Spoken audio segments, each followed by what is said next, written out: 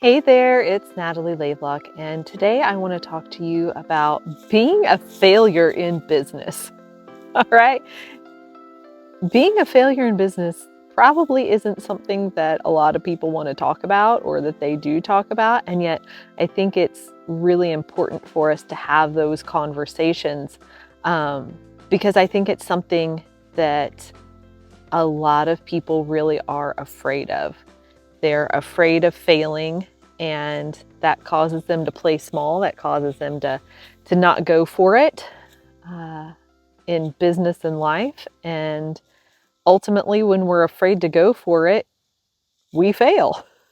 So let's re-examine that a little bit. Let's rethink about this. But before we jump into that, I just got to share with you all my view here. Um, I'm taking a little bit of a retreat and taking some time just to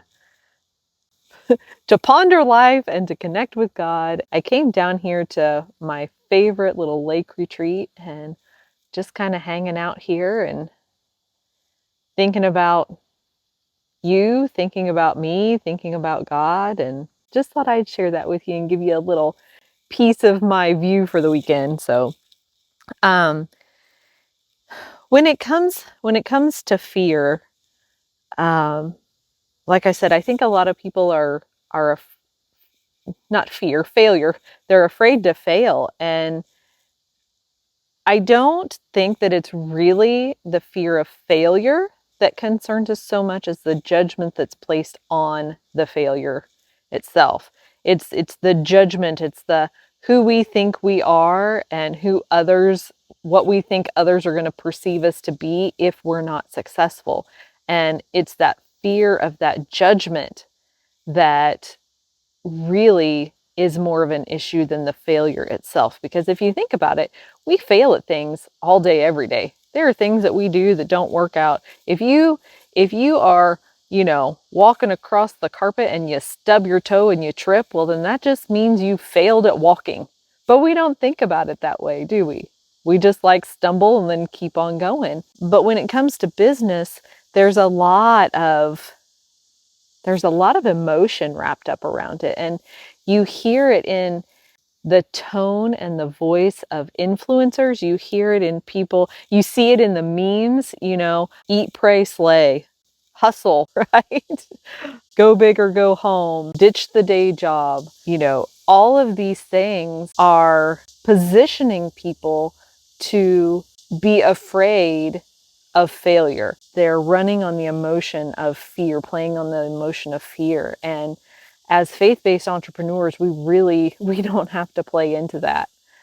We don't have to play into that because if we've been called to do this business, then we get to rest in knowing that God's going to show us the way. He's going to provide the way for us. And even if, you know, I'm not going to say, everything's always perfect. We still go through some of those roller coaster seasons that every entrepreneur does, just because there are shifts in the market and things that change and things we need to learn to do differently. But we don't have to have the fear around it, because God's going to bring people into our lives. God's going to bring resources to us that will help us to navigate all of that.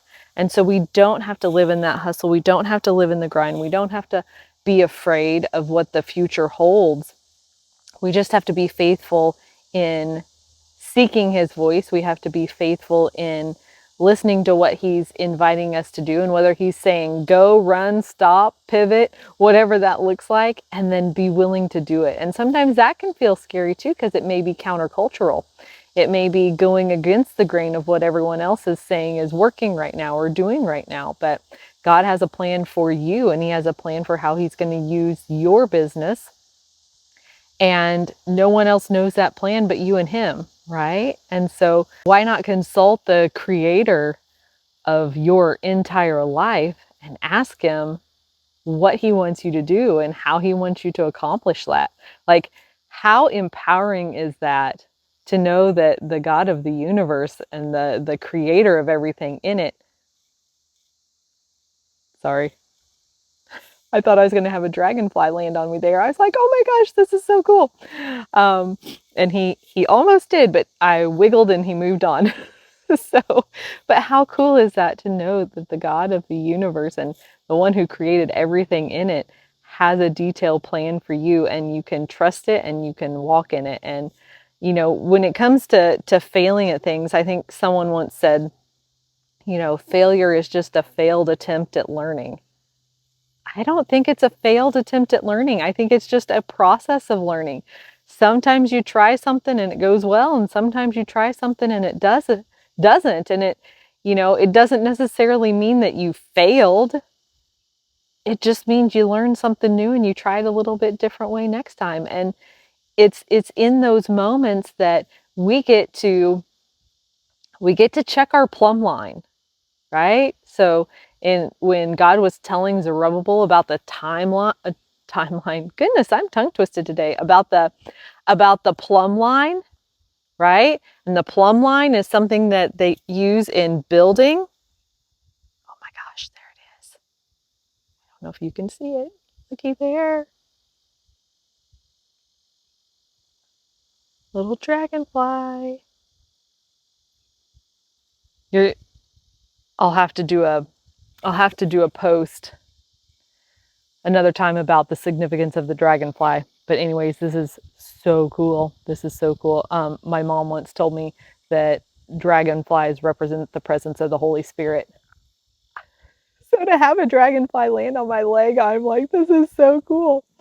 So anyways, Zerubbabel, and using that plumb line to make sure that we're building and we're growing in alignment with God.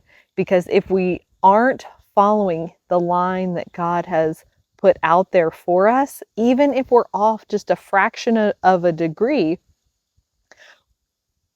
weeks, months, years later, we're going to be way off course. And so in those moments where things are not going as smoothly as hoped, or we tried something and felt like it didn't work, those are great times to check that plumb line. Those are great times to be like, okay, God, did it not work because it just didn't work? Do I need to change something? Is this not a tactic I'm supposed to be using to grow my business? Really seeking God and His direction for your business, and it's giving you information. You're getting insight from the kingdom of heaven on what God's plan for you is. So many times those things that may feel like failures are actually just an opportunity for us to recalibrate and to get back on that plumb line. So that's my encouragement for you today. I hope this has been helpful, that you can see that your failures are not something that have to be taken personally, that failures are not actually meaning that you're a failure or that you're not meant to do something. It's just an opportunity for you to reconnect and recalibrate and seek God's direction for your business or for your life, whatever area it is that you're struggling in, and just look for those new opportunities to follow where He's leading you, so that when you build, you'll build strong, you'll build straight, and you'll build sturdy for years to come. Talk to you soon. Bye.